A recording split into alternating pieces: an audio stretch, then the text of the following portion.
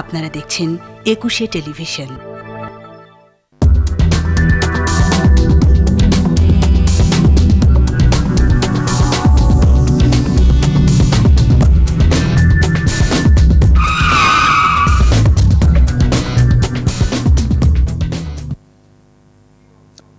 প্রিয় দর্শক, আমাদের নিয়মিত আয়োজন ২১ রাতে আপনাদের স্বাগত জানাচ্ছি। দর্শক, করোনা পরিস্থিতি যদি দেশের কথা বলি তাহলে বাংলাদেশে আজ শনাক্তের সংখ্যা ছাড়ালো ১ লাখ। গত কয়েকদিন ধরেই আলোচিত বিষয় হচ্ছে জোনভিত্তিক লকডাউন। কয়েকদিন আগে থেকে এই যে রেড জোনগুলোতে লকডাউন শুরুর কথা ছিল সেই জোনগুলোতে ছুটি শুরু হয়ে গেছে, কিন্তু লকডাউন বাস্তবায়ন করা যায়নি। আমরা মূলত আলোচিত এই বিষয়টি নিয়েই আলোচনা করব আজকের ২১ রাতে। আমরা আজকের বিষয় নির্ধারণ করেছি করোনা লকডাউন। আমাদের সঙ্গে আলোচনায় অংশ নিতে আজ স্টুডিওতে আছেন অধ্যাপক doctor Mohammad Nazmul Islam, line director, চিকিৎসা শিক্ষা ও স্বাস্থ্য জনশক্তি উন্নয়ন, স্বাস্থ্য শিক্ষা অধিদপ্তর। আপনাকে স্বাগত জানাচ্ছি। আমাদের সঙ্গে সংযুক্ত আছেন সাবেক অতিরিক্ত মহাপরিদর্শক প্রশাসন, বাংলাদেশ পুলিশ, মোখলেসুর রহমান, বিপিএম বার। আপনাদের দুজনকে স্বাগত জানাচ্ছি। আর আমাদের সঙ্গে যুক্ত হবেন ডাক্তার শেখ বাহরুল আলম, সভাপতি, বাংলাদেশ মেডিকেল অ্যাসোসিয়েশন, খুলনা। আলোচনা শুরু করতে চাই আমরা যে বিষয় নির্ধারণ করেছি করোনা লকডাউন। এই যে জোন ভিত্তিক লকডাউন নিয়ে বেশ কয়েকদিন ধরে, বেশ ৩-৪ দিন ধরে বেশ আলোচনা চলছে, বাট আমরা এখনও সেই লকডাউনটা বাস্তবায়ন করতে পারিনি। যে red zone, yellow zone, green zone, এটা আসলে এখন মানে নির্ধারণ করা হয়েছে এলাকাগুলো, কিন্তু আসলে বাস্তবায়নটা কেন করা যাচ্ছে না? সমস্যাটা কোথায়? ধন্যবাদ। আসলে লকডাউন নিয়ে তো আমরা অনেক দিনই করেছি, দেখেছি, এবং এর ফলাফলটি সম্পর্কে আমাদের সবারই কিন্তু একটি ধারণা বাই দিস টাইম হয়ে গেছে। অন্যদিকে যে জোনিং করা হয়েছে সেটি কিছু সুনির্দিষ্ট তথ্য উপাত্তের ভিত্তিতে করা হয়েছে। গণমাধ্যমের সুবাদে কিন্তু সারা বাংলাদেশের মানুষ আমরা কম বেশি জেনেছি। কিন্তু একটি জিনিস মনে রাখতে হবে যে যখন একটি জায়গাকে রেড জোনে আমরা বা ইয়েলো জোনে আমরা যখন ঘোষণা করে দেব, তখন কিন্তু সেই জায়গাটা এক ধরনের বিধিনিষেধের বেড়াজালে আটকা পড়ে যাবে। কতগুলো সুনির্দিষ্ট কারণ ছাড়া সেখান থেকে কিন্তু কারো ভেতরে যাওয়ার, বাইরে আসবার কোনো সুযোগ থাকবে না। কিন্তু সেখানে যারা থাকবেন, এটি ব্যাপক জনগোষ্ঠী, তাদের কিন্তু চিকিৎসা সেবার প্রয়োজন হবে, তাদের কিন্তু খাদ্য সরবরাহের প্রয়োজন হবে, জীবনের জন্য যে সমস্ত জরুরি সরবরাহগুলো প্রয়োজন হয় সেগুলো কিন্তু তাদের লাগবে। তার মাঝখানেও এমন কেউ কেউ থাকবেন যাদেরকে জরুরি প্রয়োজনে কিন্তু যেতে হবে। এই সমস্ত বিষয়াদিগুলোকে নিয়ে কিন্তু ওয়ার্কআউট করবার একটি বড় ব্যাপার আছে, এবং সেখানে কিন্তু বহু এজেন্সিকে একসঙ্গে কাজ করতে হবে। এটি যে কেবল স্বাস্থ্য মন্ত্রণালয়, স্বাস্থ্য অধিদপ্তরের কাজ তা কিন্তু নয়। এর সঙ্গে আইন শৃঙ্খলা রক্ষাকারী বাহিনী আছেন, নিরাপত্তার সঙ্গে সংশ্লিষ্ট বিভিন্ন প্রতিষ্ঠান আছেন, এর সঙ্গে কিন্তু জনপ্রতিনিধিরা আছেন, এবং যাদেরকে কেন্দ্র করে এই আয়োজনটি, সেই জনগণ কিন্তু এখানে খুব কমিউনিটির থেকে বড় অংশগ্রহণ থাকতে হবে। কারণ যার ঘরে খাবার নেই তাকে খানিকটা খাবার হয়তো জোগাড় করে রাখতে হবে। যিনি অন্য জায়গাতে কাজ করেন তার ছুটি হয়ে যাবে ঠিকই, কিন্তু তাদের সঙ্গে তাদের যে যোগাযোগ করতে হবে, এই বিষয়াদিগুলো নিয়ে কিন্তু সবাই মিলেমিশেই কাজ করছে। এটি হয়তো খুব দৃশ্যমান নয়, কিন্তু আমরা যেহেতু এই প্যান্ডেমিকের জন্য সারা বিশ্বের কারোরই প্রস্তুতি ছিল না, সবাই আসবার পরেই কিন্তু ক্রমাগত প্রস্তুতি নিয়েছে, এবং আমরা গত 3 মাসে ভুল ত্রুটি থেকে প্রতিদিন শিখছি। এবং শিখতে গিয়ে যেটি হচ্ছে যে হ্যাঁ, কোথাও কোথাও একটু সময় লাগছে, কিন্তু তাড়াহুড়া করার চেয়ে সময় নিয়ে ধীরে সুস্থে বাস্তবায়ন করলে কিন্তু দীর্ঘমেয়াদে তার ফলটি ভালো হয়, আমরা তাই মনে করি। সে কারণে এই যে জোনের যে ম্যাপটি করা হচ্ছে, এর সঙ্গে জনপ্রতিনিধিদেরকে সম্পৃক্ত করা, সিটি কর্পোরেশনের মেয়র মহোদয়দেরকে সম্পৃক্ত করা, যেহেতু এখানে নেতৃত্বটা তাদের থাকতে হবে, কাউন্সিলররা আছেন, এবং তাদের বাইরেও যারা স্থানীয় গণ্যমান্য ব্যক্তিবর্গ আছেন, মসজিদের ইমাম, উপাসনালয়গুলো আছে, সবাইকে এক জায়গায় করা কিন্তু একটু কঠিন কাজ। সেই কঠিন কাজটি কিন্তু হয়ে যাচ্ছে, হচ্ছে, এবং আমরা অচিরেই কিন্তু আপনাদেরকে এই পূর্ণাঙ্গ তথ্যগুলো দিতে পারবো। জি, আমরা সাধারণ ছুটি শেষ করেছি, তাও বেশ কিছুদিন হয়ে গেছে। এই সময়ের মধ্যে আমরা দেখেছি যে সাধারণ ছুটি শেষ হওয়ার পর থেকে আমাদের রোগীর সংখ্যা প্রতিদিনই বাড়ছে। আগে 2000-3000-এর নিচে ছিল, সেটা 3000-এর উপরে গেল। গতকালই দেখেছি যে 4000 ছাড়িয়েছে। আজও আমরা দেখলাম 3800, মানে 4000-এর কাছাকাছি। মৃত্যুর সংখ্যাও আগে দেখেছি যে 19-20 জনে ছিল, 25 জন, এরপরে আস্তে আস্তে প্রতিদিনই বাড়ছে। তো এই যে এই অবস্থায় আমরা এতদিন চলে গেল, এই সময়ে গত কয়েকদিন ধরেই আমরা শুনছি যে এলাকা ভিত্তিক জোন ভিত্তিক যে লকডাউন, সেই লকডাউনে যে সমন্বয়টা দরকার ছিল, সেই সমন্বয়টা আসলে আপনিও বলছেন যে সমন্বয় দরকার, সবাই একসাথে, আমরা প্রতিদিনই শিখছি। তো এই যে সময়টা পেলাম, সেই সময়টা কি যথেষ্ট ছিল না? এই সময়টা কিন্তু আমরা সবাই কাজ করেছি, কিন্তু এখানে একটি জিনিস আপনাকে খুব খেয়াল করতে হবে, সেটি হলো যাদের জন্য এত আয়োজন, যাদের জন্য ছুটি, যাদের জন্য লকডাউন, যাদের জীবন জীবিকার নিরাপত্তার জন্য রেড জোন বা ইয়েলো জোন, এনারা হচ্ছেন আমাদের দেশের জনগণ। এই জনগণের মাঝে একটি ব্যাপক অংশ কিন্তু এই স্বাস্থ্যবিধিগুলো, অন্যান্য আইন শৃঙ্খলা রক্ষাকারী বাহিনী এবং বিভিন্ন প্রতিষ্ঠান থেকে যে সমস্ত পরামর্শ দেওয়া হয়েছে তারা কিন্তু মেনে চলেছেন। কিন্তু দুর্ভাগ্যজনকভাবে কিছু মানুষ, কিছু গোষ্ঠী, কিছু ব্যক্তি, এরা কিন্তু এই নিয়মগুলো মেনে চলবার ব্যাপারে দারুণ রকমের উদাসীনতার পরিচয় দিয়েছেন, শিথিলতার পরিচয় দিয়েছেন। এখন এই মহামারীর সময় কি হয়, একজন মানুষ কিন্তু শত শত মানুষকে সংক্রমিত করবার ক্ষমতা রাখেন। আমি আপনি মেনে চলছি, সাবধানে চলছি, কিন্তু আমাদের একজন প্রতিবেশী যখন সাবধানে চলছেন না, মেনে চলছেন না, তাকে দিয়ে কিন্তু পুরো কমিউনিটি বিপদের মুখে পড়ে যাচ্ছে। এই যে সূক্ষ্ম যে জায়গাগুলো, যে জায়গাগুলোতে খুব সহজে ইচ্ছা করলে আইনের প্রয়োগ করা যায় না, যেখানে মোটিভেশনটা হচ্ছে খুব জরুরি, নিজে থেকে স্বপ্রণোদিত হয়ে অংশগ্রহণ করা। আমরা বিশ্বাস করি শেষ পর্যন্ত এটি হবে এবং এটির মাধ্যমেই আমরা এই পরিস্থিতি থেকে উত্তরণের দিকে যাব। কিন্তু এইটি করতে যেয়ে আমরা মনে করেছি যে মানুষের অংশগ্রহণটা স্বতঃস্ফূর্ত হতে হবে এবং তারা যখন এই কাজটা মন থেকে বিশ্বাস করে অংশগ্রহণ করবেন তখন কিন্তু আমরা ভালো ফল পাবো। ধরেন শুরুর দিকে আমাদের সীমাবদ্ধতা ছিল, পরীক্ষা নিরীক্ষার সংখ্যাটা কম ছিল, কিন্তু পরবর্তীতে কিন্তু ল্যাব ফ্যাসিলিটিস প্রায় 60-এর কাছাকাছি চলে গেছে। প্রতিদিন কিন্তু আমরা 15,000 বা তারও বেশি পরীক্ষা করতে পারছি, 17,000, 18,000 হয়ে যাচ্ছে। এই যে বেশি পরীক্ষা হচ্ছে, এই বেশি পরীক্ষার কারণে কিন্তু আমরা নাম্বার অফ কেসেস এখন বেশি ট্রেস করতে পারছি, আইডেন্টিফাই করতে পারছি। কন্ট্যাক্ট ট্রেসিং এর কাজটিও কিন্তু পাশাপাশি চালু আছে এবং অন্যান্য বেসরকারি বিভিন্ন প্রতিষ্ঠানে কিন্তু চেষ্টা করছে এই সেবাটা দেওয়ার জন্য। তো এই যে সংখ্যাটা বাড়ছে, এটি কিন্তু আমাদের জন্য এক ধরনের স্বস্তিদায়ক। তার কারণ আমরা এদেরকে চিহ্নিত করতে পারলাম, তাদেরকে চিকিৎসা সেবার আওতায় নিয়ে আসতে পারলাম, পাশাপাশি তাদের সংস্পর্শে যারা ছিলেন তাদেরকেও কিন্তু আমরা নজরদারিতে রাখতে পারছি। প্রয়োজন হলে তারা মেডিকেল সাপোর্ট যেটি প্রয়োজন সেটি তারা পাচ্ছেন। কাজেই রোগীর সংখ্যা বাড়ছে, এটি যেমন একদিকে ভয়ের, অন্যদিকে আশারও বটে, কারণ এই মানুষগুলো তো এখন সেবার আওতায় চলে আসবেন, তাদের সংস্পর্শে যারা ছিলেন তাদেরকে আমরা চিনতে পারবো এবং তারা নিজেরা কিন্তু এখন বুঝে যাবেন যে স্বাস্থ্যবিধি মানাটা কতখানি জরুরি ছিল। এখনও আমরা বলতে চাই যে সবাই যদি মেনে চলে, যদি খুব জরুরি হয় ঘর থেকে বের হতেই হয়, তাহলে স্বাস্থ্যবিধি মেনেই বের হতে হবে। এর আগে অনেকেই ব্যাপারটা হালকাভাবে নিয়েছিলেন, অপ্রয়োজনে ঘর থেকে বেরিয়েছেন, বাজারে গিয়েছেন, উপাসনালয়ে গিয়েছেন। সেইটি থামতে হবে, বন্ধ করতে হবে বৃহত্তর স্বার্থে। এইটি করা গেলেই রেড জোন বলি, ইয়েলো জোন বলি, গ্রিন জোন বলি, আমরা কিন্তু পর্যায়ক্রমে ভালো জায়গায় চলে যেতে পারবো। আর খুব সহসা তো এই করোনার চিকিৎসা একেবারে সুনির্দিষ্ট করে কিছু আসছে না, ভ্যাকসিন আসতে সময় লাগবে। অ্যান্টিভাইরাল একটি ড্রাগ যদি তৈরি করে বাজারে আসতেও হয় সেটিরও সময় লাগবে। কিন্তু এখান থেকে বেঁচে যাবার সহজ উপায়টি হচ্ছে হিউম্যান টু হিউম্যান ট্রান্সমিশনটাকে বাধা দিয়ে দেওয়া, বন্ধ করে দেওয়া। এখন আমরা যদি নিজেরা সচেতন হই, নিজেদেরকে যদি নিজেদের গণ্ডির মধ্যে আবদ্ধ রাখি, তাহলে আমি নিরাপদ থাকছি। আমি ঘর থেকে বের না হলে আমার প্রতিবেশী, আমার আপনজনরাও তো নিরাপদ থাকছেন।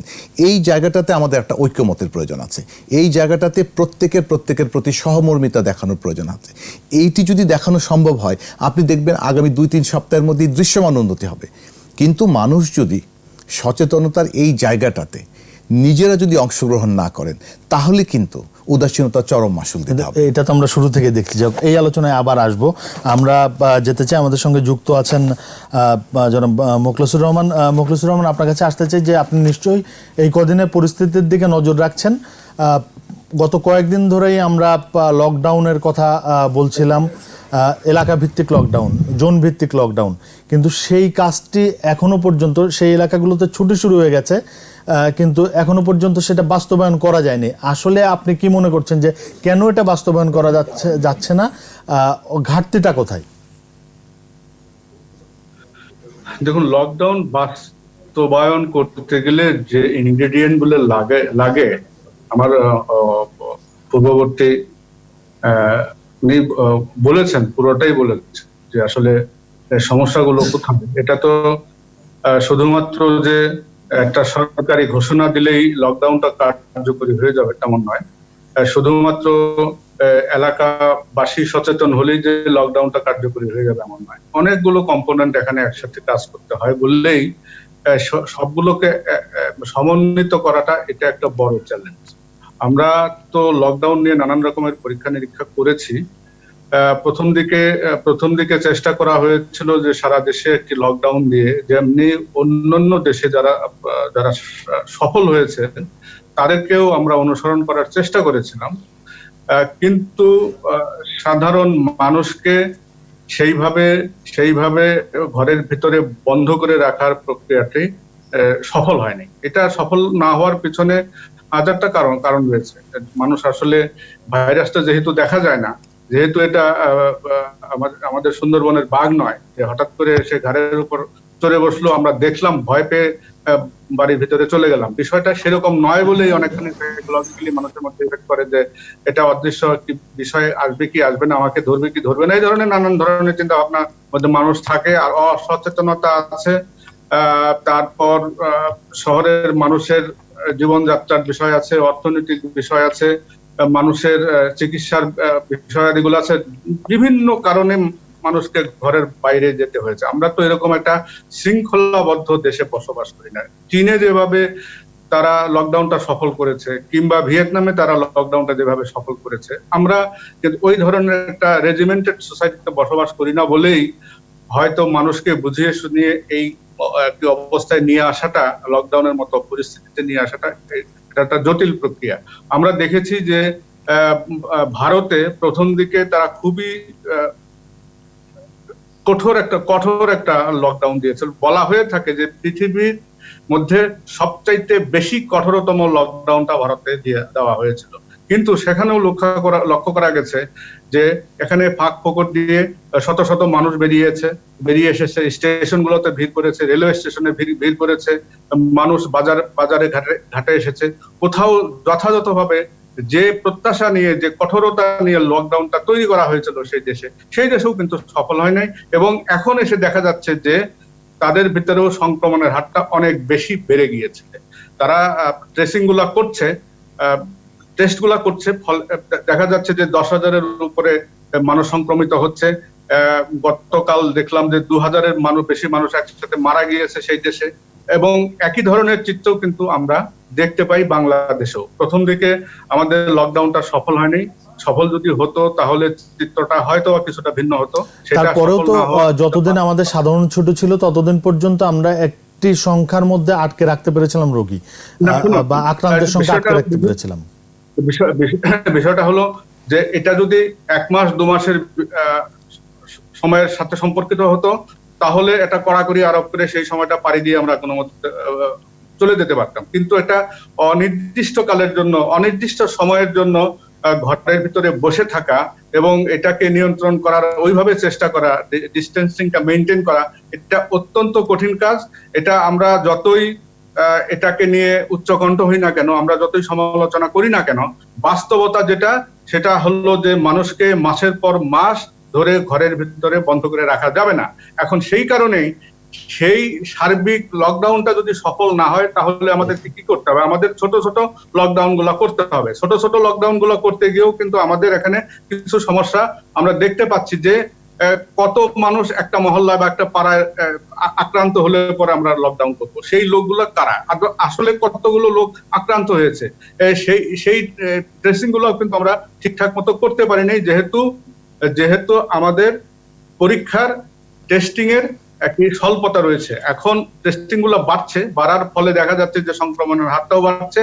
আমাদের কিছু কিছু এলাকা আমরা সেইভাবে চিহ্নিত করতে পারছি, কিন্তু সার্বিকভাবে যে ম্যাপিং করা, যে ঢাকা শহর বলুন বা অন্যান্য শহরগুলো বলুন, সেই শহরগুলোর কোন কোন জায়গাগুলো সেই ম্যাপের আওতায় আসবে, কোনটা লাল চিহ্নিত হবে, সবুজ হবে অথবা হলুদ হবে, সেটাও কিন্তু আলাদা করা এটা অত্যন্ত একটা কঠিন কাজ, জটিল কাজ বলে আমার কাছে মনে হয়। কারণ এটা বিভিন্নভাবে ছড়িয়েছে জনগোষ্ঠীর মধ্যে, এটা কমিউনিটি ট্রান্সমিশন তো অনেকদিন ধরেই হচ্ছে।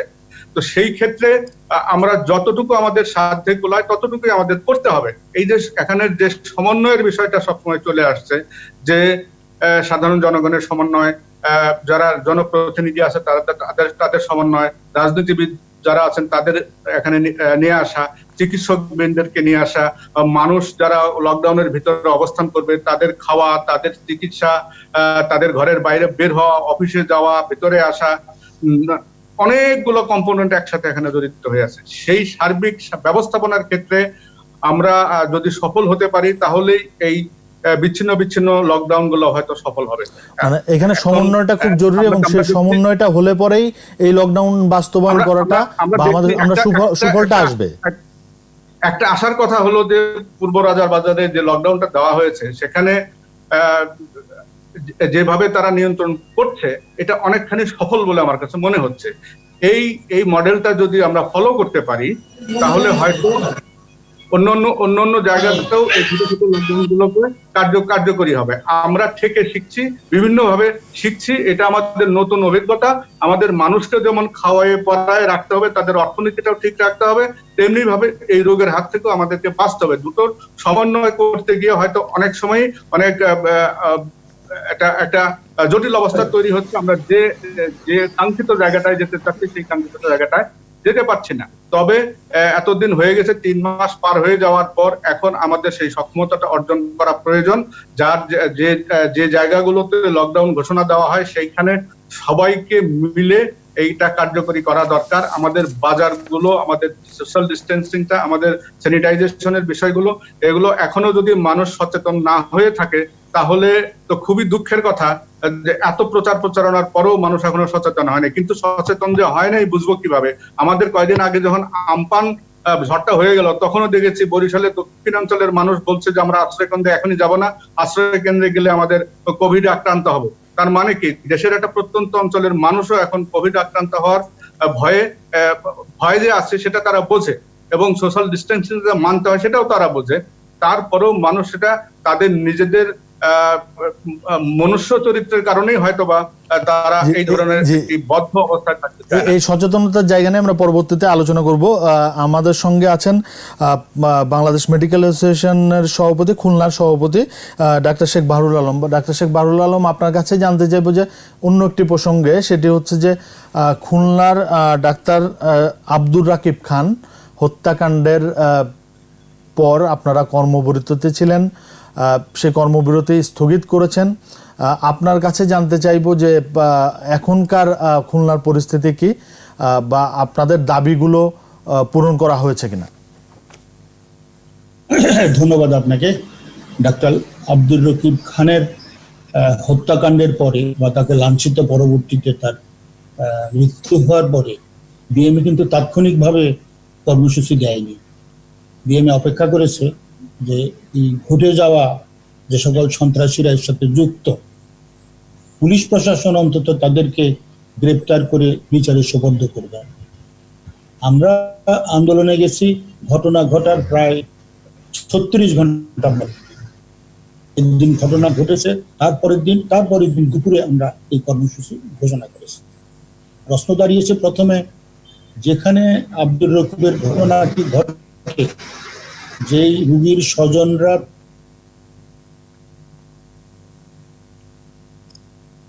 কর্মস্থলের সামনেই কিন্তু একটি পুলিশ ফাঁড়ি, এখানে একজন ক্যাম্প ইনচার্জ আছেন, বেশ কয়েকজন পুলিশ সেখানে কর্মরত। একজন চিকিৎসককে যখন লাঞ্ছিত করা হয়, নিশ্চয়ই ঘটনাটির একটা আবহাওয়া, মানে আমাদের দেশে যা হয়, অনেক লোকজন জড়ো হয়ে গেছে, এবং নিশ্চয়ই থানা বা ওই পুলিশ ফাঁড়ি জেনেছে, তারা তখন চেষ্টা করলে অপরাধীদের গ্রেপ্তার করে থানায় নিয়ে যেতে পারত। এটি করেনি। এটি আমাদেরকে চিকিৎসকদের দারুণভাবে ক্ষুব্ধ করেছে। এরপরে ডাক্তার রকিব যখন মুমূর্ষ, তখন তার ভাই থানায়, যে সদর থানায়, তখন মামলা নিতে গেলেন। তখন ওসি সাহেব থানায় নেই, এই অজুহাতে মামলাটি নেওয়া হলো না, এফআইআরটি নেওয়া হলো না। এই কথা বিএমএর কানে আসার সাথে সাথে আর বিএমএ নিজেকে ওইভাবে সংযত রাখতে পারেনি। সাথে সাথে আমরা একটি জরুরি সভা ডেকেছি কি করা যায়, এবং সন্ধ্যায়, ওই দিনই সন্ধ্যায়, মানে পরের দিন সন্ধ্যায় বিএমএ থেকে একটি আমার স্বাক্ষরিত চিঠি যায় ওসি বরাবরে, যে অভিযোগটুকু বিএমএ তে আসছে এই অভিযোগটুকুকেই আপনি এফআইআর হিসাবে গ্রহণ করেন এবং এর অনুলিপি দেওয়া হয় মেট্রো কমিশনার। থানা তখনও কিন্তু কেস নেয়নি, ওই রাত গেছে, আব্দুর রকিব মারা গেছে সন্ধ্যার পরে, পরের দিন সকালেও আমরা জানতে পারিনি কেস নিয়েছে কিনা। দুপুরে যখন বিক্ষোভ সমাবেশ শুরু হলো তখনই উনি মামলাটি রুজু করেন এবং ততক্ষণে একটি আসামি খুলনা সীমারেখার মধ্যে নাই বা পালায় যাওয়ার কথা। পুলিশ প্রশাসনের এই আচরণ আমাদেরকে সাংঘাতিকভাবে ক্ষুব্ধ করেছে, যে শুধু চিকিৎসক কেন, একজন নাগরিক, একেবারেই প্রান্তিকেরও যদি একজন নাগরিক দিন মজুর হতো তাহলেও পুলিশের এভাবে নির্লিপ্ত থাকা, উদয়সীন থাকা, হাতে নাতে আইডেন্টিফাইড যে সন্ত্রাসী তাদের গ্রেপ্তার না করে কেস না নিয়ে এই আচরণ কেন করে, এর প্রতিবাদেই আমরা কর্মসূচি দিয়েছি। কিন্তু পরবর্তীতে তো মূল আসামি সহ বেশ কয়েকজন আসামিকে গ্রেপ্তার করা হয়েছে। আজকে মিটিং এ বসেছে, গ্রেপ্তার করা হয়েছে গত রাত্রে, কয়েকজনকে গ্রেপ্তার করা হয়েছে। প্রশ্নটি দাঁড়ালো যে আসামি গ্রেপ্তার করা পুলিশ প্রশাসন যে কৃতিত্ব নিতে চাচ্ছে, এটি তো আসলে তাদের নৈতিক দায়িত্ব, তারা যেটি পালন করেনি সেই লজ্জাবোধের জায়গা থেকে তারা হয়তো এটি করেছে। আর বিএমএর ক্ষুব্ধতাটা সেখানে, সন্ত্রাসী একজন নাগরিককে, চিকিৎসক তো বটেই, নাগরিককে তখনই আঘাত করতে সাহস পায় যখন সে ভাবে রাষ্ট্রের নিরাপত্তা ব্যবস্থা তাকে কিছুই করতে পারে। এই যে নিরাপত্তা ব্যবস্থাহীনতার রাষ্ট্রের যে সংস্কৃতি, এর বিরুদ্ধে মূলত বিএমএর আন্দোলন। আমরা এর আগেও বলেছি, চিকিৎসা একটি ঝুঁকিপূর্ণ পেশা, সঙ্গত কারণে এর সাথে যুক্তদের প্রতিনিয়ত রোগীদের অসন্তুষ্টি থাকে, সংক্ষুব্ধতা থাকে, অভিযোগও থাকবে। চিকিৎসকরা আইনের ঊর্ধ্বে নয়, বিচারের ঊর্ধ্বে নয়। তাহলে যখন তাকে লাঞ্ছিত করে, এই লাঞ্ছিত করার পরিবেশটা সন্ত্রাসীরা তখনই পায় যখন রাষ্ট্রের এই নিরাপত্তার যে জায়গাটি, সে পুলিশই করুক, র্যাব করুক, অন্য কেউ করুক, এটি যখন শিথিল থাকে তখনই চিকিৎসকরা আক্রমণের শিকার হয়। এর বিরুদ্ধে মূলত আমরা ভেসে উঠেছি। আসামি গ্রেপ্তার আমরা আলটিমেটাম দিয়েছিলাম যে আমরা করোনা ভাইরাস একটি বৈশ্বিক সংকট, একটি মহামারী চলছে, এখন চিকিৎসকদের কোনো আন্দোলন আমরা নীতিগতভাবে বিএমএ চাই না। কিন্তু আমরা এও বলেছি, এই করোনা ভাইরাসের বিরুদ্ধে চিকিৎসকদের নিরাপত্তাহীনতা অসংখ্যবার স্বাস্থ্যমন্ত্রীর নলেজে নিচ্ছি, যে তারা নিজেরা সুরক্ষিত না হলে চিকিৎসক, স্বাস্থ্যকর্মী up to ward boy, sweeper পর্যন্ত এরা যদি সুরক্ষিত না হয়, টেকনোলজিস্টরা যারা পিসিআর এ কাজ করে এরা যদি সুরক্ষিত না হয়, তাহলে কিভাবে তারা সার্ভিসটা দেবে, সেটা কর্ণপাত করা হয়নি। এখন চিকিৎসকদের আক্রান্ত হওয়া এবং মৃত্যু, এই প্রক্রিয়া চলছে, সেটা একটি ভিন্ন ব্যাপার। সেই সমস্যাগুলোর তো সমাধান এই মানে শুরুর দিকে ছিল, সেই সমস্যার সমাধান তো এখন হয়েছে।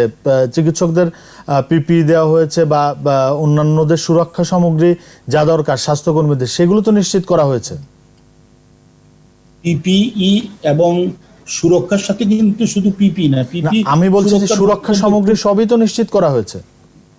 না, সবই নিশ্চিত করা, স্বাস্থ্য বিভাগ থেকে তো সেই দাবি করা হচ্ছে। এই দাবি নিয়ে স্বাস্থ্য অধিদপ্তরের মহাসচিব থেকে আরম্ভ করে, আপনার নিশ্চয় নলেজে আছে বা আমাদের সম্মানিত যারা ভিউয়ার, দর্শক, তারাও জানেন যে জায়গা থেকে পিপি সরবরাহ করা হয়েছে, সেই সিএমএসডি তার যে পরিচালক ব্রিগেডিয়ার জেনারেল শহীদুল্লাহ, সেখানকার দুর্নীতির কারণে যে সকল চিকিৎসকরা, হাসপাতালের পরিচালকরা এটি প্রতিবাদ করেছে, মুগদার পরিচালক, খুলনা মেডিকেল কলেজ হাসপাতালের পরিচালকদের শুধু প্রতিবাদের কারণে তাদেরকে অপসারণ করা, এবং সে সকল বিষয় এমনটা হয়নি। কোনো পিপি বলা যাবে না যে এটি ডেডিকেটেড। N95 মাস্ক তো নাই, নিছক একটি সার্জিক্যাল মাস্ক দিয়ে তারা কাজ করে। খুলনার বিএমএ সভাপতির সঙ্গে আলোচনা করছিলাম, একটি দুঃখজনক ঘটনা ঘটে যাচ্ছে। তো এই পরিস্থিতিতে যখন দেশে এরকম একটা মহামারী চলছে, সেই সময়ে কর্মবিরতিতে যাওয়া এত দীর্ঘক্ষণের জন্য এটা আসলে কতটা যৌক্তিক ছিল? একটা জিনিস আপনাকে কিন্তু খেয়াল করতে হবে, সেটি হচ্ছে যে এই কর্মবিরতি কিন্তু জরুরি কোনো পরিষেবা বা করোনা চিকিৎসার কোনো পরিষেবাকে কিন্তু ব্যাহত না করে করা জরুরি খুলনা মেডিকেলের জরুরি বিভাগ সমস্ত রকমের জরুরি চিকিৎসা সেবা কিন্তু চালু ছিল। এবং এই করোনা যে পরিস্থিতিটি তৈরি হয়েছে গত 3 মাস ধরে বাংলাদেশে, আপনি যদি খেয়াল করে দেখেন তাহলে কিন্তু হাসপাতালের বহির্বিভাগ বলেন, অন্তঃবিভাগ বলেন, খুব জরুরি রোগী ছাড়া, জরুরি প্রয়োজন ছাড়া কিন্তু কেউ যাচ্ছেন না প্রথমত। দ্বিতীয়ত হচ্ছে যারা যাচ্ছেন সেখানে কিন্তু ট্রায়ালস করে করোনা বা সাসপেক্টেড করোনা রোগীকে আলাদা জায়গায় সরিয়ে নেওয়ার ব্যবস্থা করা হচ্ছে, এবং যারা করোনায় আক্রান্ত হননি তাদেরকে কিন্তু আলাদা করে চিকিৎসা দেওয়ার ব্যবস্থা করা হচ্ছে। আর খুলনায় যে ঘটনাটি ঘটেছে, আমরা এইটিকে কেবল তীব্র নিন্দা জানাই তা কিন্তু নয়, আমরা কিন্তু বিশ্বাস করি যে এই ঘটনাটি যদি যথাযথ দ্রুততম সময়ে তদন্ত শেষ করে অপরাধীদের বিচার এবং শাস্তির আওতায় আনা না যায়, এটি কিন্তু বাংলাদেশে পুরো চিকিৎসা পেশাকে, পুরো চিকিৎসার যে সিস্টেমটি আছে এটিকে কিন্তু মারাত্মক হুমকির মুখে ফেলে দেবে। আমরা ইতিমধ্যে অনেকবার দেখেছি আমাদের চিকিৎসক, চিকিৎসা কর্মীদের গায়ে হাত পড়েছে, শারীরিকভাবে নাজেহাল হয়েছে, কর্মক্ষেত্রে অনেকে নিহত হয়েছেন। বিচার যদি শক্তভাবে করা না যায়, নিরাপত্তা যদি দেয়া না যায়, তাহলে কিন্তু কোনো পেশাই নিরাপদ নয়। এবং চিকিৎসা পেশা এমন একটি পেশা যে পেশাতে আপনাকে কিন্তু কেউ গ্যারান্টি দিয়ে, নিশ্চয়তা দিয়ে চিকিৎসা করতে পারবে না। আপাত দৃষ্টিতে যে মানুষটি এখন ভালো আছেন, সুস্থ আছেন, এই মানুষটি কিন্তু চিকিৎসা চলাকালীন সময়ে যে কোনো মুহূর্তে খারাপ হতে পারেন। সেখানে দেখতে হবে যে চিকিৎসক বা চিকিৎসা কর্মীর নেগলিজেন্স আছে কিনা, অবহেলা আছে কিনা, দায়িত্ব পালনে তার কোনো ত্রুটি আছে, গাফিলতি আছে কিনা, সেইটি দেখবার জন্য কিন্তু আইন আছে, বিধিবদ্ধ প্রতিষ্ঠান আছে, এবং তাদের কিন্তু সর্বোচ্চ ক্ষমতাও দেওয়া আছে। কিন্তু তার কোনোটা না করে যখন আইন হাতে তুলে নেওয়া হচ্ছে, যখন গায়ে হাত দেওয়া হচ্ছে, এবং শেষ পর্যন্ত তার পরিণতিতে একজন জ্যেষ্ঠ চিকিৎসককে মৃত্যুর মুখে ঢলে পড়তে হচ্ছে, তখন কি চিকিৎসকদের কাছে এছাড়া আর দ্বিতীয় কোনো বিকল্প ছিল? যদি ওই সময়ে আসামিদেরকে গ্রেফতার করা হতো, আইনের হাতে যদি তাদেরকে সোপর্দ করা হতো, তাহলে কিন্তু এই অনাকাঙ্ক্ষিত পরিস্থিতিটি হতো না। কাজেই আমরা মনে করি প্রতিবাদের ভাষা যেটি চিকিৎসকরা করেছেন, তারা রোগীর স্বার্থ রক্ষা করবার জন্যই করেছেন। কারণ চিকিৎসা কাকে চিকিৎসা দেবেন? রোগীকে চিকিৎসা দেবেন। সেই রোগীর সুরক্ষার বিষয়টিও কিন্তু এখানে গুরুত্বপূর্ণ। ওই হাসপাতালে নিশ্চয়ই আরও অন্য রোগীরাও ছিল, সেখানে ওই চিকিৎসকের পরিবর্তে অন্য মানুষও আহত বা নিহত হতে পারতেন। কাজেই আইন হাতে তুলে নেবার যে প্রবণতা, এইটি কোনোভাবেই সমর্থন করা যাবে না, এবং এদেরকে কঠোরভাবে দমন করবার জন্য যা করবার প্রয়োজন আইন শৃঙ্খলা রক্ষাকারী বাহিনীকে কিন্তু সেটি করতে হবে। কারণ এখান থেকে একটি মেসেজ কিন্তু পুরো জাতির কাছে পৌঁছে দেওয়া যায়, সেটি হচ্ছে আইনের ঊর্ধ্বে কেউ নয়। এবং একজন চিকিৎসক তৈরি করবার জন্য রাষ্ট্রকে যেই পরিমাণ বিনিয়োগ করতে হয়, পরিবারকে যে পরিমাণ বিনিয়োগ করতে হয়, এবং ইন রিটার্ন উনি যেই পরিমাণ তার রিটার্ন দেন, এইটিকে যদি আপনি টাকার অঙ্কে মূল্যায়ন করেন, সেইটি কিন্তু কম নয়। প্রতিটি পেশায়, বিশ্ববিদ্যালয় বলেন, কলেজ বলেন, মাদ্রাসা বলেন, সেখানে কিন্তু রাষ্ট্রের বিপুল বিনিয়োগ হয়, এবং একজন চিকিৎসা কর্মী নিয়োগ করবার জন্য কিন্তু তাদের তুলনায় কিন্তু খরচ কম হয়। কিন্তু তৃতীয় চতুর্থ বর্ষ থেকেই কিন্তু একজন চিকিৎসক, হবু চিকিৎসক কিন্তু সেবার কাজে সংযুক্ত হয়ে যান। ইন্টার্নশিপ যখন করেন তখনও কিন্তু তিনি সেবা প্রদান করেন। কাজেই একটা মানুষকে তৈরি করতে, একজন দক্ষ চিকিৎসক বা জনশক্তি তৈরি করতে কিন্তু প্রচুর সময় লাগে। গুটিকতক দুষ্কৃতিকারী বা গুটিকতক গুন্ডার কারণে আমরা আমাদের কোনো পেশাজীবীকে, আমাদের সাধারণ কোনো মানুষকে আমরা কিন্তু হারাতে চাই না। এবং আপনি খেয়াল করেছেন যে বিএমএ কিন্তু কর্মসূচিটি দিয়েছে অনেক দেরি করে। সাধারণত এইসব ক্ষেত্রে কিন্তু রিয়াকশনটা দেখানো হয় খুব দ্রুত, তাৎক্ষণিক। সেই তাৎক্ষণিক প্রতিক্রিয়াটি কিন্তু খুলনা বিএমএ দেখাননি। তারা কিন্তু যথেষ্ট সংযমের পরিচয় দিয়েছেন। তারা কিন্তু প্রশাসন এবং অন্যান্য সবার সঙ্গে কিন্তু কথা বলেছেন। তারা আশ্বস্ত হতে চেয়েছেন যে ন্যায় বিচারের প্রথম ধাপ হচ্ছে আসামিদেরকে গ্রেফতার করা, মামলা নেওয়া। সেই কাজটি যথাযথভাবে হবে, সুচারুভাবে হবে। তারপরে কিন্তু তারা কর্মসূচি দিয়েছেন, এবং সেটি কিন্তু খুব মৃদু কর্মসূচি। হাসপাতালের সমস্ত কর্মকাণ্ড কিন্তু যেমন চলছিল তেমন চলেছে, এবং যখন আসামিদেরকে গ্রেফতার করা হয়েছে প্রশাসনের তৎপরতার কারণে, তখন কিন্তু তারা আবার তাদের কর্মসূচিকে স্থগিত করেছেন।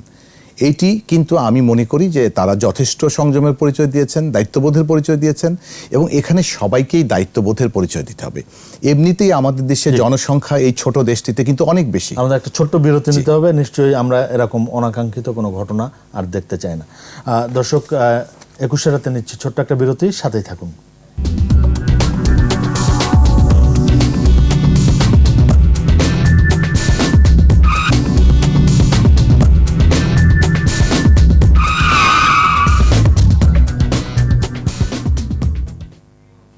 দর্শক, 21 রাতে আবারও স্বাগত। আমরা আলোচনা করছিলাম করোনা লকডাউন এই বিষয়টি নিয়ে। আমি যেতে চাই মুখলিসুর রহমান বিপিএম ওনার কাছে। মুখলিসুর রহমান, আপনার কাছে আসতে চাই। আমরা যে আলোচনায় ছিলাম যে করোনার এই যে লকডাউন নিয়ে যে আলোচনাটা করছিলাম, সেখানে আমরা প্রথম ধাপে সমন্বয়ের অভাবের কথা বলছিলাম, যে আমরা এখন সমাধানের জায়গাটাই যেতে চাই। সমাধানটা আসলে কিভাবে করা দরকার? সমাধান করতে হলে তো আমরা এতদিন ধরে 3 মাস ধরে প্র্যাকটিস করে যে সমস্ত জায়গাগুলো ভুল হয়েছে, যে সমস্ত জায়গাগুলো মানুষকে বোঝানো যায় নাই, যে সমস্ত জায়গাগুলো যারা কর্মী থাকবেন, এই জায়গাটিতে আসতে চাই যে মানুষকে বোঝানো যায়নি। আমরা শুরু থেকেই তো দেখছি যে মানুষের ভিতর এই যে এক ধরনের মানে আপনি বলছিলেন যে মানুষ সচেতন না, এটাও বলা যাবে না। আমরা শুরু থেকেই কিন্তু দেখছিলাম যে মানুষের সচেতনতার জায়গাটাতে একটা বড় ধরনের অভাব রয়েছে। সেখানে আমাদের সিদ্ধান্তহীনতাটাও ছিল। যেমন সাধারণ ছুটি ঘোষণার পরে আমরা বহু মানুষকে একসঙ্গে বাড়ি যাওয়ার সুযোগ দিলাম। গার্মেন্টস খুলে দেওয়ার নাম করে আমরা বহু মানুষকে ঢাকায় ফিরতে সুযোগ দিলাম।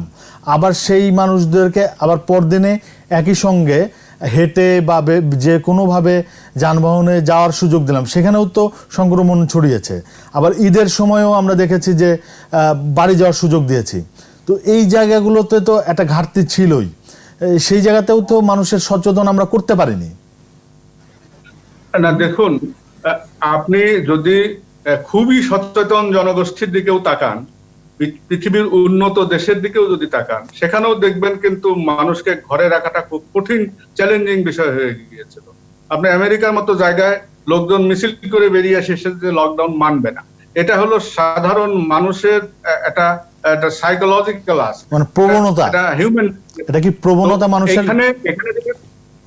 এখানে যেটা করতে হয় সেটা হলো যে একটু কড়াকড়ি আরোপ করা। কড়াকড়ি আরোপ করতে গেলে এখন প্রথম দিকে এই কড়াকড়ি আরোপটা করে অনেকখানি সফল আমরা হয়েছিলাম, কিন্তু সেই কড়াকড়িটা এটাকে লিঙ্গার করানো যায়নি। এটা আমরা দীর্ঘদিন ধরে করতে পারিনি, যে কারণেই হোক না কেন আমরা সেটা পারি নাই। ফলে এটা ছড়িয়েছে। ওই যে আপনি যে বললেন গার্মেন্টস খোলা বন্ধ, ঈদের বাড়ি যেতে দেওয়া, আসতে দেওয়া, দোকানপাট খোলা, বাজার ঘাট করা, সমস্ত কিছু মিলিয়ে একটি সংক্রমণের সংখ্যাটা অনেকখানি বেড়ে গিয়েছে। এখন সংক্রমণ যদি রোধ করতে হয় তাহলে আমাদেরকে কি করা উচিত? প্রথম দরকার হলো আমরা যদি সারা দেশটাকে আবার শাটডাউন করে দিতে পারতাম, লকডাউন করে দিতে পারতাম, তাহলে হয়তো সবচেয়ে ভালো হতো। কিন্তু এটা যে আদৌ সম্ভব নয় সেটা তো সেটা আমরা মোটামুটি বুঝেই গেছি যে অর্থনীতির স্বার্থে বা মানুষের জীবন জীবিকার স্বার্থে এটা সম্ভব না। এটা সম্ভব নয়। যেটা সম্ভব নয় সেটার প্র্যাকটিস তো চলবে না। তো যেটা আমরা করতে পারবো সেটা হলো এখন যে পদক্ষেপগুলো যেটা নেওয়া হয়েছে, যে এলাকা ভিত্তিক লকডাউন করা, সেইটাকে কোনো না কোনো ভাবে সাফল্যমণ্ডিত করা। সেই সাফল্যমণ্ডিত করতে গেলে একটা বিরাট জনসংখ্যার প্রয়োজন আছে যারা এই কাজগুলো করবেন। সেখানে ভলান্টিয়ারের দরকার, সেখানে রাজনৈতিক কর্মীদের দরকার, সেখানে সামাজিক কর্মীদের দরকার, এবং সেই কর্মীরা এখানে নামবেন তাদের স্বাস্থ্যের সুরক্ষার বিষয়টা দেওয়া দরকার। আইন শৃঙ্খলা রক্ষাকারী বাহিনী যারা আছেন তাদেরকেও তো তৎপর হতে হবে, এবং তারা তো জীবন দিয়েই এই কাজটি করে যাচ্ছে প্রথম থেকে, এবং তাদের সক্ষমতার দিকটাও দেখতে হবে। তো আমাদের কিন্তু এটা ধন্বন্তরী কোনো কিছু আবিষ্কার করার সেই সক্ষমতা আমাদের নাই। সেটা দুনিয়া শুদ্ধই হয় নাই। আমাদের দেখে শিখতে হবে, থেকে শিখতে হবে, জেনে শিখতে হবে, এবং অনেক সময় এটা বুঝে বুঝে কাজটা করতে হবে, যেহেতু এই অভিজ্ঞতাটা আমাদের পূর্ব অভিজ্ঞতা কখনোই ছিল না। এখন যে ধরনের লকডাউন গুলো দেওয়া হচ্ছে সেটা যদি আমরা কার্যকরী করতে পারি, এটা করা কিন্তু সম্ভব। এই করাটা যদি সম্ভব হয় তাহলে অবশ্যই আমাদের সংক্রমণের হারটা অনেকখানি নামে নিয়ে আসতে পারবো। সুখের বিষয় এইটুকুই, আমাদের কাছে মনে হয়, আমরা বিশেষজ্ঞ নই, তবুও যেটা পর্যবেক্ষণে দেখতে পাচ্ছি যে ইউরোপ আমেরিকার ভাইরাসের আক্রমণে যে ধরনের ক্ষয়ক্ষতি হয়েছে, মানুষ মারা গিয়েছে, সেই ধরনের ক্ষয়ক্ষতি, মানুষের মরণ কিন্তু আমাদের এখানে হয় নাই। কিন্তু সেই সমস্ত দেশে একটা পিকে উঠে গিয়েছে ভাইরাসটি, এবং এখন তারা কমতির দিকে সমস্ত কিছু খুলে দিচ্ছে। আমাদের আসার জায়গাটা হলো যে এখানকার এই এনভায়রনমেন্টে ভাইরাসটা অতখানি মারণশীল না, কিন্তু আমরা যেটা পাচ্ছি না এখানে সেটা হলো এটা পিক পয়েন্টটা কোথায়, কবে, আমরা এপ্রিল মাসে মনে করেছি যে পিক হবে, মে মাসে মনে করেছি পিক হবে, জুন মাসে মনে করছি পিক হবে, কিন্তু এটা আদৌ হয় নাই। অনেক মানে ইউরোপের দেশগুলোতে যত দ্রুত ছড়িয়েছে, আমাদের ভাইরাসের সংক্রমণটা অত দ্রুত ছড়াচ্ছে না, এটাই তো। আমাদের ভাইরাসটা অত দ্রুত ছড়াচ্ছে না। যদি সেইভাবে ছড়াতো তাহলে এটা একটা মহামারী, একটা জলজ্যান্ত উদাহরণ হিসেবে আমরা দেখতে পারতাম, মানুষের মৃত্যু আমরা দেখতে পারতাম। যদিও অনেক মানুষ ইতিমধ্যে মারা গিয়েছেন, তাদের জন্য আমরা তাদের আত্মার মাগফিরাত কামনা করি। কিন্তু এই ভাইরাসটি যদি ওই ইউরোপ আমেরিকার ভাইরাসের মতো অতখানি আক্রমণাত্মক হতো, তাহলে বাংলাদেশের রাস্তাঘাটে মানুষ মরে থাকতো বলে অন্তত আমার ব্যক্তিগতভাবে আমার ধারণা। আমরা টেস্ট করতে পেরেছি কম, আমরা আইসোলেট করতে পেরেছি কম, আমরা সেগ্রিগেট করতে পেরেছি কম, ফলে হিসাবটাও হয়তো আমাদের সেইভাবে জানা নেই। কিন্তু একটি বিষয় সাধারণভাবেই বোঝা যায় যে ভাইরাসটি যদি অত্যন্ত সংক্রমণশীল, অত্যন্ত মারাত্মক আকার ধারণ করতো অন্যান্য দেশের মতো, তাহলে আমাদের মৃত্যু, সাধারণ মানুষ আমাদেরও মৃত্যু অনেক বেশি হতো বলে আমার এটা মনে হয়। তবে এগুলো গবেষণার বিষয়, আমাদের যারা গবেষক আছেন তাদেরও গবেষণা করা দরকার। পৃথিবীর উন্নত দেশগুলোই যে শুধু গবেষণা করবেন এরকম একটি নতুন ধরনের ভাইরাস নিয়ে তাই নয়, আমাদের এপিডেমিওলজিস্ট যারা আছেন, ভাইরোলজিস্ট যারা আছেন, তারাও এগুলো পর্যবেক্ষণ নিশ্চয়ই করছেন। একটি ফলাফল নিশ্চয়ই আমাদেরকে জানাবেন যে এই ভাইরাসটি আসলে আর কতদিন ধরে সংক্রমিত থাকবে, কতদিন ধরে এটার বিস্তার লাভ করবে। কিন্তু ভয়ের বিষয় হলো যে এটাকে যদি আমরা নিয়ন্ত্রণ না করি, সাধারণভাবে যেটা আমরা দেখছি, এটাকে যদি আমরা নিয়ন্ত্রণ না করি, এটা কিন্তু চলতেই থাকবে। যেমন দেখুন, চীনে গত 1.5 মাস ধরে ভাইরাস নাই বলে এক ধরনের তারা আবার নতুন করে চীনের সংক্রমণ শুরু হয়েছে, আবার নতুন করে এসেছে। এই নিউজিল্যান্ড আবার নতুন করে এসেছে। একেবারে উচ্চ স্বরে যারা ডিক্লেয়ার দিয়েছিল ভিয়েতনাম, তাদেরও ওখানে 1-2জনকে দেখা যাচ্ছে। ফলে এটা সাধারণ কনক্লুশন যেটা টানা যায় যে এটাকে যদি আমরা নিয়ন্ত্রণ মধ্যে না রাখি, এটা যদি আমরা একটু ঢেলা ভাব দেখাই, তা এটা কিন্তু সংক্রমিত হতেই থাকবে যতদিন পর্যন্ত না একটা ঔষধ, একটা ভ্যাকসিন আমাদের হাতে চলে আসছে। ততদিন পর্যন্ত আমাদের সচেতনতা বাড়াতেই হতেই থাকবে। মিডিয়া এখানে একটা উল্লেখযোগ্য ভূমিকা পালন করেছে, তারা দিনরাত চেষ্টা করছে মানুষকে সচেতন করা। এটা অব্যাহত রাখাটাও আমরা আশা করি যে এটা হবে। কিন্তু মানুষ যে একেবারে সচেতন হয় নাই তা না। গ্রামের প্রত্যন্ত অঞ্চলে যে লোকটি একেবারেই কৃষিকর্ম করে চলে, তাকেও কিন্তু আমি জিজ্ঞাসা করে দেখেছি যে করোনা ভাইরাস সম্বন্ধে তার কোনো জ্ঞান আছে কিনা। সে তো বলে যে হ্যাঁ, হাতটা ধুতে হবে, দূরে থাকতে হবে, মানুষের কাছাকাছি আসা যাবে না। মেসেজটা কিন্তু সবার কাছে চলে গিয়েছে, কিন্তু ইমপ্লিমেন্টেশন, আপনি ইমপ্লিমেন্ট করা কিন্তু একটা অত্যন্ত কঠিন কাজ। যারা এই শৃঙ্খলা বাহিনীতে কাজ করে তারাও কিন্তু অনেক সময় বিশৃঙ্খল কাজ করে। এত কিছু শৃঙ্খলা থাকার পরেও এটা প্রতিনিয়ত তাদেরকে এই সচেতনতামূলক কাজগুলো তাদের সাথে করে যাওয়া উচিত। কিন্তু মুশকিল হলো যে এত পরিমাণ লোকবল, এত পরিমাণ জনবল হয়তো আমাদের হাতে নাই, সরকারের হাতে নাই। ফলে কাঙ্ক্ষিত যে মাত্রাটায় আমরা এটাকে সংক্রমণের হাত থেকে রক্ষা পাওয়ার যে কাঙ্ক্ষিত মাত্রাটা আমরা চাচ্ছি, সেই মাত্রায় হয়তো আমরা আসতে পারছি না। তবুও আমরা আশাবাদী যে হয়তো আরো মাসখানেক যাওয়ার পরে এটা একটা নিয়ন্ত্রণ, মানে একটা ক্রমনিম্নমুখী ধারা হয়তো দেখতে পাবো। একবার যদি নিচের দিকে নেমে আসে, তাহলে সেই ক্ষেত্রে এটাকে নিয়ন্ত্রণ করা আমাদের জন্য আরো অনেক বেশি সহজ হয়ে যাবে বলে আমার কাছে অন্তত মনে হয়। জি, অধ্যাপক ডাক্তার মোহাম্মদ নাজমুল ইসলাম, আপনার কাছে যে আমরা মুক্তাজ ভাইয়ের কথা শুনছিলাম যে এই যে এই যে ভাইরাসের নিয়ন্ত্রণটা খুব শিগগিরই হয়তো আমরা দেখতে পাবো। এই ভাইরাস তো মানুষের থেকে মানুষে ছড়ায়। তাহলে আমরা যদি আসলে এই যে এখন এলাকা ভিত্তিক বা জোন ভিত্তিক যে লকডাউনটা করছি, সেটার যদি পূর্ণ বাস্তবায়ন করতে না পারি, তাহলে কি আপনার মনে হয় যে এই জায়গার থেকে উত্তরণ খুব সহজেই সম্ভব? ধন্যবাদ। দেখেন, আমরা যদি লকডাউন যেই ফর্মেই করি না কেন, হিউম্যান টু হিউম্যান ট্রান্সমিশন হবে, তো মানুষের কাছ থেকে মানুষের কাছে যাবে। মানুষকে যদি তার গণ্ডির ভেতরে আটকে রাখা না যায়, মানুষ যদি নিজে থেকে সচেতন না হয়, তাহলে এটি ট্রান্সমিশন হতেই থাকবে। যে পিকের আলোচনা হচ্ছিল, ফার্স্ট পিক ধরেন এসেই গেল, সেকেন্ড পিক কিন্তু আসবে, এবং সেটি ফার্স্ট পিকের চাইতে কিন্তু আরও ভয়াবহভাবে আসবে। আগের অভিজ্ঞতা তাই বলে, যেটি আমরা এখন দেখছি চায়নাতে আসতে শুরু করেছে বা অন্য দেশে।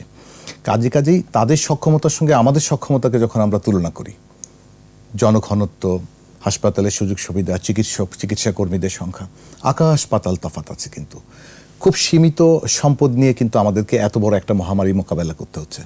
পাশাপাশি অন্যান্য প্রাথমিক কাজগুলো কিন্তু একেবারে থেমে নেই, সেগুলো করতে হচ্ছে, চালিয়ে নিতে হচ্ছে। আইন শৃঙ্খলা রক্ষাকারী বাহিনীর যে কথা বলা হয়েছে, আপনি যদি মার্কিন যুক্তরাষ্ট্রের নিউ ইয়র্ক শহরের কথা চিন্তা করেন, সেখানে আইন শৃঙ্খলা রক্ষা করার জন্য যেই সংখ্যায় পুলিশ সদস্য আছেন, আমার পুরো বাংলাদেশে তার চাইতে তো সামান্য কিছু বেশি আছে।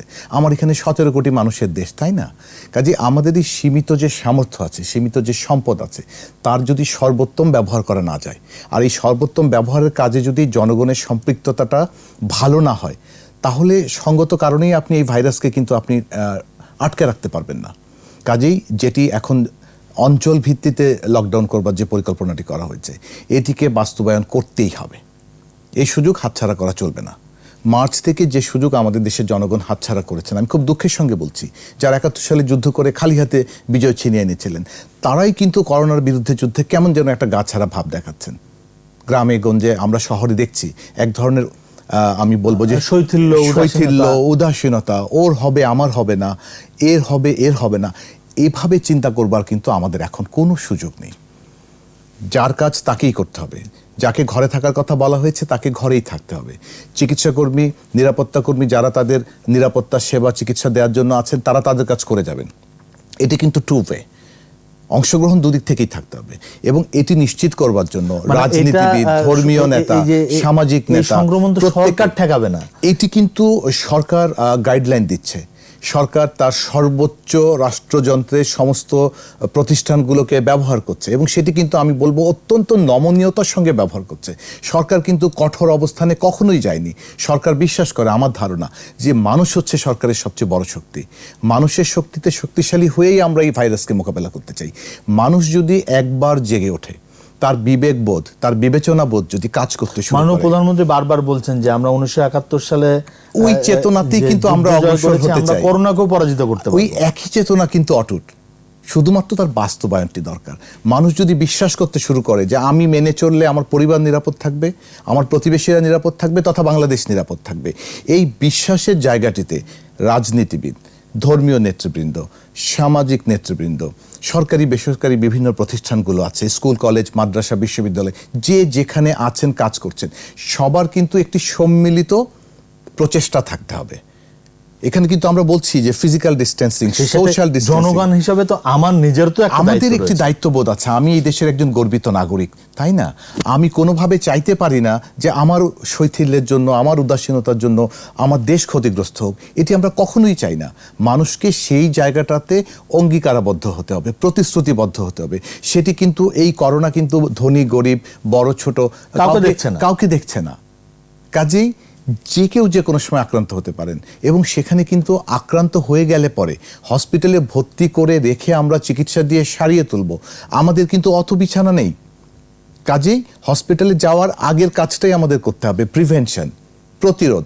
এবং সেই প্রতিরোধ করবার সমস্ত মেকানিজম, সমস্ত প্রক্রিয়া কিন্তু আমাদের নিজেদের কাছে আছে। মানুষ কেবল নিজেদের কাছ থেকে নিজেদেরকে দূরে সরিয়ে রাখবে, অপ্রয়োজনে ঘর থেকে বের হবে না, মাস্ক ব্যবহার করবে, সাবান দিয়ে হাত ধুয়ে ফেলবে, যাদের সুযোগ আছে হ্যান্ড স্যানিটাইজার ব্যবহার করবে। এটি কিন্তু দূরত্ব মানা রাখতেই হবে আপনাকে, কারণ বাতাস দিয়েও তো সেটি যাবে। এই মেনে চলার সামান্য খানিকটা কষ্ট করলেই কিন্তু আমরা এই করোনার মতন পরাক্রমশালী একটি শত্রুকে কিন্তু পরাজিত করতে পারি। এবং আমরা আরেকটা জিনিস বারবার বলছি যে এই করোনার সঙ্গেই হয়তো আমাদেরকে বাস করতে হবে, তাহলে আমাদের যে অভ্যাস আছে সেই অভ্যাসের জায়গাটাতেও একটা পরিবর্তন আনতে হবে। কারণ আপনি দেখেন ভ্যাকসিন আবিষ্কারের যে ইতিহাস, তাই না? 2-4 বছরের মধ্যে একটি ভ্যাকসিন আবিষ্কার হয়েছে, এমনটা আমরা কখনো দেখিনি। সার্সের ভ্যাকসিন আসেনি। কাজেই ধরে নিতে হবে করোনার সঙ্গে বসবাস করতে হবে। সেটি কেমন বসবাস? সতর্কতার সঙ্গে বসবাস। এটি মিলেমিশে বাঁচবার, এই পৃথিবীর মানুষ যে এক হতে পারে। আমরা মানুষরা কিন্তু আমাদের প্রাত্যহিক জীবনের যে দ্বন্দ্ব আমাদেরকে অনেক দূরে সরিয়ে দিয়েছিল। এই করোনা কিন্তু আমাদেরকে একটু পিছন ফিরে তাকাবার সুযোগ করে দিয়েছে।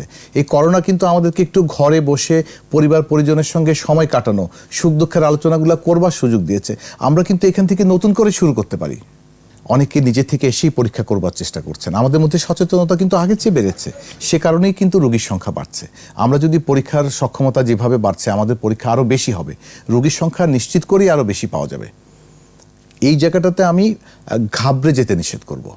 আমি শুরুতেই বলেছিলাম যে রোগীর সংখ্যা বাড়ছে মানে কিন্তু খুব খারাপ হচ্ছে তা নয়, এটি আমাদেরকে সতর্ক বার্তা দিচ্ছে। তার মানে হচ্ছে কমিউনিটিতে অসংখ্য রোগী আছে যারা চিকিৎসা সেবার যে আওতার বাইরে আছে। রোগ নির্ণয় করা গেলে তাদেরকে চিকিৎসার মধ্যে নিয়ে আসা যাবে। পাশাপাশি এই বার্তাটিও কিন্তু পৌঁছে যাচ্ছে যে তোমার প্রতিবেশীর কিন্তু করোনা হয়েছে, তুমিও কিন্তু বিপদমুক্ত নও, তোমারও আশঙ্কা আছে, কাজেই রয়ে শুয়ে চলতে হবে। জীবন জীবিকার যে দ্বন্দ্ব, তার মাঝে সমন্বয় করতে হবে। এই সমন্বয়ের কাজটি কিন্তু সরকার কখনোই কোনো দেশে একা করতে পারে না, মানুষকে কিন্তু এখানে সমভাবে নাগরিকদের কিন্তু সাংঘাতিক রকমের দায়িত্ব আছে। এবং যারা, আমি আবারও সেই পুরনো কথায় যেতে চাই, যারা বঙ্গবন্ধুর ডাকে সাড়া দিয়ে 71 সালে লাঙল জোয়াল হাতে নিয়ে এসে 9 মাস যুদ্ধ করে এই দেশকে স্বাধীনতার পতাকা মানচিত্র সবকিছু দিয়েছে, আমরা তো তাদেরই উত্তরসূরি। না পারবার কিছু নেই। কেন পারবো না? অবশ্যই আমরা পারবো, আমাদেরকে পারতেই হবে। কারণ হচ্ছে যে এখানে না পারবার কোনো সুযোগ আমাদের কাছে নেই। কিন্তু আমরা যত তাড়াতাড়ি সচেতনতার ওই জায়গাটিতে পৌঁছে যাব, যত তাড়াতাড়ি আমরা স্বেচ্ছায় অংশগ্রহণ করব, আমরা তত তাড়াতাড়ি কিন্তু স্বাভাবিক জীবনে ফিরে যেতে পারবো। হ্যাঁ, এই স্বাভাবিক জীবনে ফিরে যাবার পরে আমাদের কিন্তু প্রাত্যহিক যে অভ্যাসগুলো করোনার আগে ছিল, সেটি কিন্তু আমরা ধরে রাখতে পারবো না। ডাক্তার শেখ বাহরুল আলম, আপনার কাছে জানতে চাই যে খুলনার একটি গ্রামকে লকডাউন করা হয়েছিল, সেই লকডাউনের অভিজ্ঞতাটা জানতে চাই। খুলনা শুরু থেকেই আমরা বলেছি একটা ভয়ঙ্কর সমন্বয়হীনতার কারণে কখনো লকডাউন হয়, আবার কখনো লকডাউন উগ্র হয়। কিন্তু যে কারণের জন্য লকডাউন, সেই বিষয়টা জনগণের মধ্যে সচেতনতামূলক কার্যক্রম হিসাবে এবং একটি করোনা প্রতিরোধের কার্যক্রম হিসাবে ওইভাবে প্রচার হয়নি। পুলিশ, সেনাবাহিনী রাস্তায় যাকে পেয়েছে শুরুতে তাকে পিটাইছে, কেন তুমি ঘরের বাইরে আসো। সে সময় আমরা বিএমএফ থেকে বলেছি যে আমাদের হলো ওভার পপুলেটেড কান্ট্রি, এখানে 51 পরিবার এক ঘরের মধ্যে ঠাসাঠাসি গাদাগাদি করে থাকে, আলাদাভাবে থাকার পরিবারের সংখ্যা খুবই কম। তাহলে এইভাবে জোর করে ঘরের ভিতরে ঢুকায় দিলে কি তার সামাজিক দূরত্ব বা নিরাপদ দূরত্ব এবং অন্যান্য যে সকল বিধিবিধান তাদের মানার কথা, সেটি কি মেনে চলবে? এইটার বিষয়টা আমি ওই জায়গায় যে মানে এখন যে খুলনার পরিস্থিতি, এটি আমরা অনেক পূর্বে আশঙ্কা করেছিলাম যে শুধু পিসিআর মেশিন দিয়ে শনাক্ত করে এই বিষয়টা মোকাবেলা করার জন্য যিনি বা যারা সিদ্ধান্ত দিয়েছেন সেখানে রয়েছে গলদ। আমাদের সিদ্ধান্ত আসার জায়গাটাতেই আমাদের যে স্থানিক বাংলাদেশের যারা অভিজ্ঞ বিশেষজ্ঞ, যারা বিষয়টা বোঝেন, তারা হতে পারে তারা জাতিসংঘ বা বিশ্ব স্বাস্থ্য সংস্থা থেকে পেয়ে থাকেন বা কোনো একটা সোর্স থেকে পেয়েছেন। কিন্তু এটি আমার দেশে প্রয়োগ করা সম্ভব কিনা, আমাদের দেশের মানুষ করোনার প্রতিরোধের যে সকল কর্মকাণ্ড তাদের করতে হবে, এটা অভ্যস্ত কিনা, এই বিষয়টা আমরা কখনো ভাবিনি।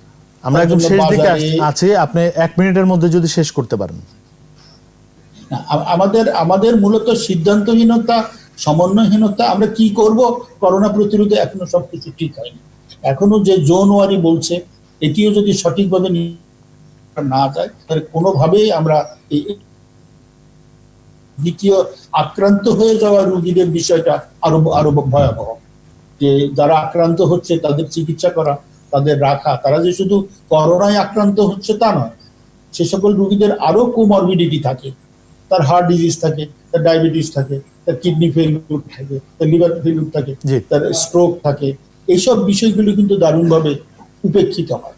আর আমি সাথে সাথে বলবো, করোনা নিয়ে আমাদের যে পরিমাণ মাতামাতি, এটি ঠিক আছে, কিন্তু অকরোনা রোগীরা যে কি পরিমাণ অবহেলিত, এটা একটা বিষয়। আর এভাবে মানুষ অভ্যস্ত না হওয়ার জন্য তার যে মেন্টাল ট্রমা হচ্ছে, বিশেষ করে আমাদের শিশু কিশোরদের, এটি কিন্তু আমরা কখনো কাউন্ট করছি না। একটা সময় এসে কিন্তু এই ট্রমারও একটি আউটব্রেক আসবে। সুতরাং রাষ্ট্রের স্বাস্থ্য ব্যবস্থা মানে কিছু মানুষ সুস্থ থাকা না, স্বাস্থ্য ব্যবস্থা ইন টোটালিটি একটি সামাজিক, মানসিক, শারীরিক সব সুস্থতা মিলেই একটি স্বাস্থ্য ব্যবস্থা। আমরা একদম শেষ দিকে, আমাদের শেষ করতে হবে। আপনাকে ধন্যবাদ। জি, আপনাকে অসংখ্য ধন্যবাদ আমাদের সাথে যুক্ত হওয়ার জন্য ডাক্তার শেখ বাহরুল আলম। আমি ধন্যবাদ জানাচ্ছি মোখলেসুর রহমান বিপিএম আপনাকে। আমাদের শেষ করতে হচ্ছে। ধন্যবাদ জানাচ্ছি আমাদের সঙ্গে আমাদের অতিথি হিসেবে আসার জন্য অধ্যাপক ডাক্তার মোহাম্মদ নাজমুল ইসলাম।